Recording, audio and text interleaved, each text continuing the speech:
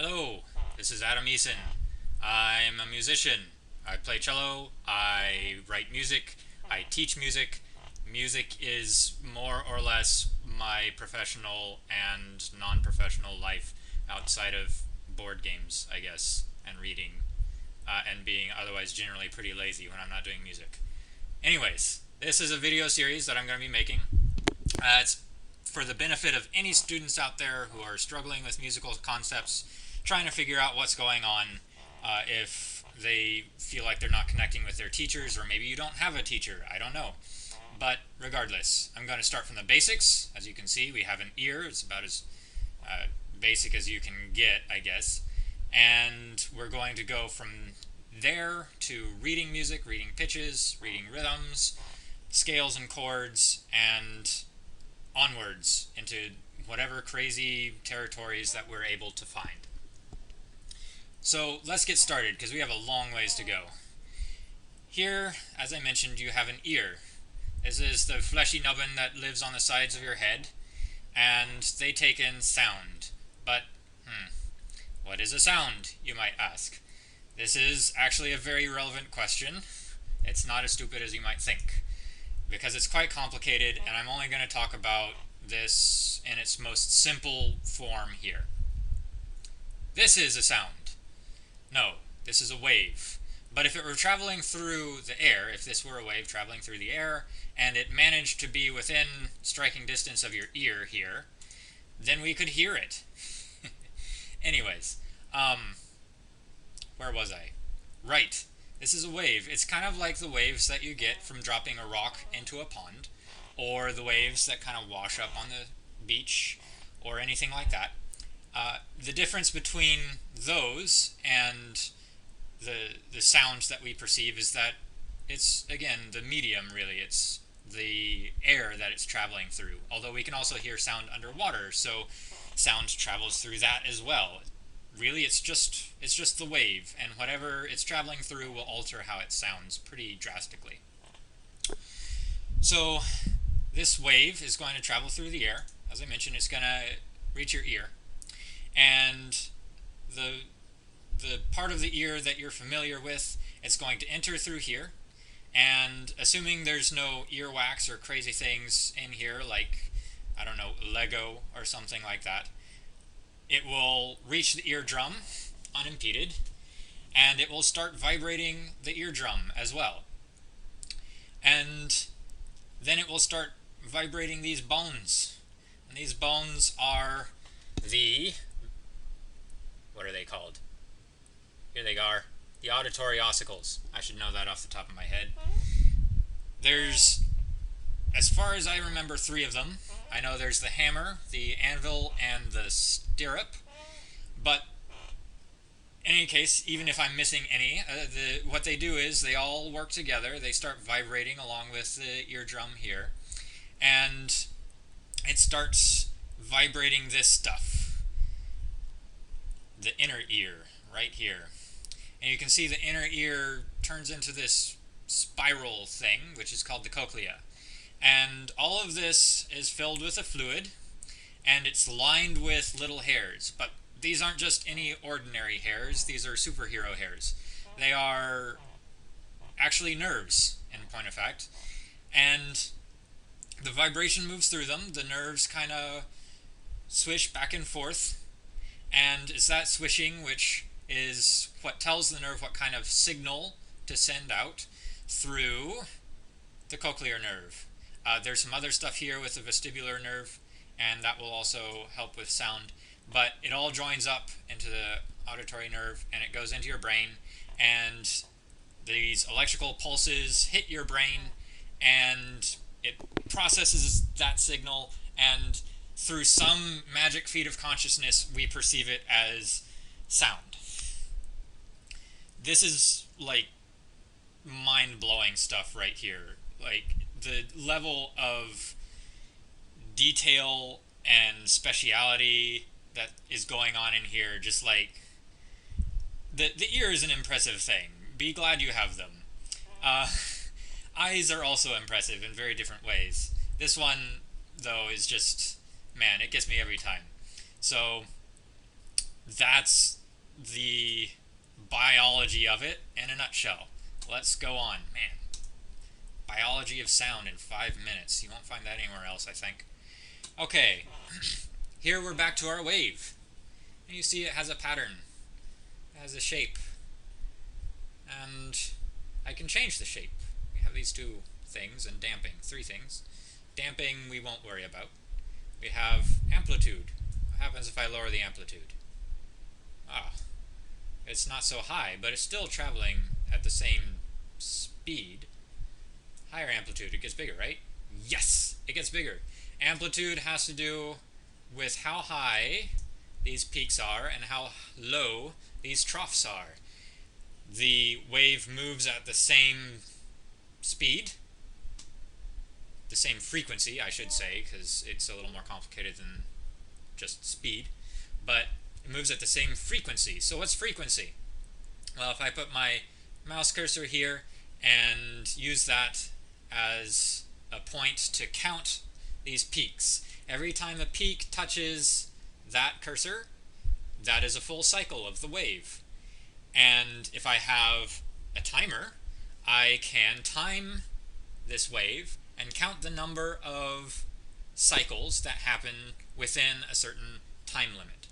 Now, this site is doing some bad science here. These aren't labeled with any units of measurement, tisk, tisk, tisk. But usually we measure frequency in hertz. And hertz is just a shorthand of saying cycles per second. So we would count how many times the peaks hit our cursor per second, which in this case is not a lot. Moving on to help drive the point home that frequency is pitch. No, frequency is part of pitch. We'll get to that distinction in just a moment. But basically, this is, if you recognize it from math or physics or science, whatever, this is a sine wave. If not, you can take our word for it or Google it, even better, Google it. And here we're going to hear a sine wave, we're going to hear a sine tone. And it's like the most boring thing ever. But here we have those hertz, cycles per second. Let's make it higher. We hear a higher tone. Let's make it lower. We hear a lower tone. So when we change the frequency, we see these peaks start hitting the cursor faster, right? More cycles per second. That will equate to a, quote, higher pitch that we hear. And if we lower it, again, now it's very slow. The number of cycles per second is very low. And we would hear a very low tone. All right.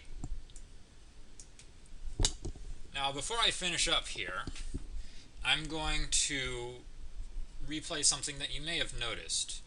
Here's 330 hertz again. Now, here's 660 again.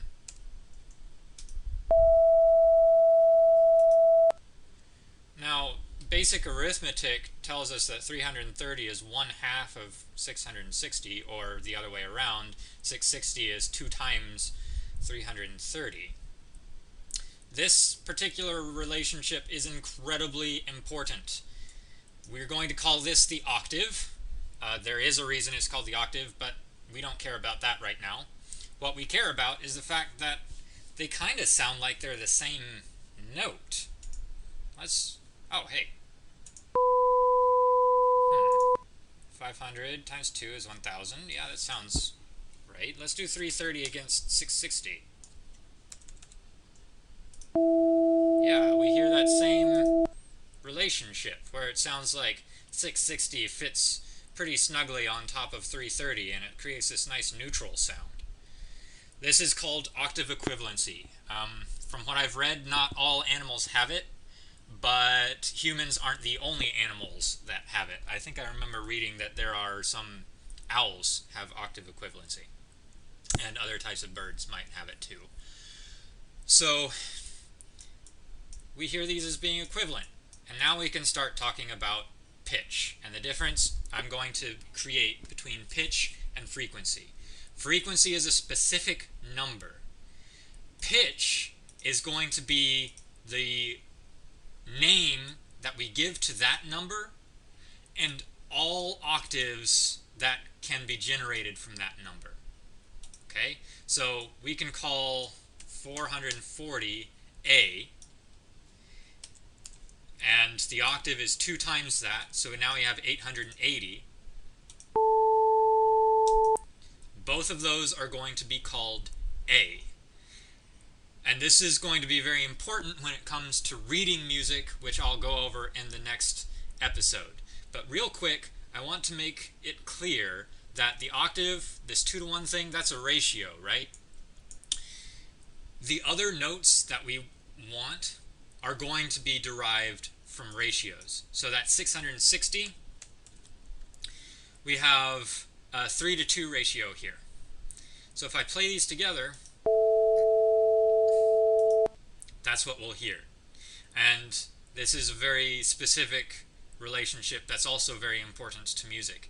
And there are other ratios that we have which generate other relationships between 2 different frequencies.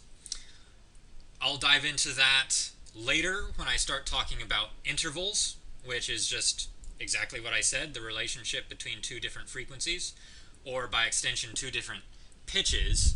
So from one pitch to another pitch will also share that interval. Alright, I think that about covers it. Yes, that covers it. So that was pitch and frequency, and a basic primer on how the ear works at a very, very simple level. But we've covered what we wanted to cover. We talked about waves being the source of sound. We talked about the ear being the means of transmitting those waves to our brains, and our brains processing that sound into what we hear as sound. And then we talked about the different parts of the wave, the frequency, how often this passes an arbitrary point over an arbitrary amount of time, and the amplitude, how high the wave is and how low it goes, and the amplitude, which we weren't able to play around with here. Basically, that only changes how loud the tone is. High amplitude is a very loud sound, low amplitude is a very soft sound. Alright, that is pitch, frequency, waves, and ears.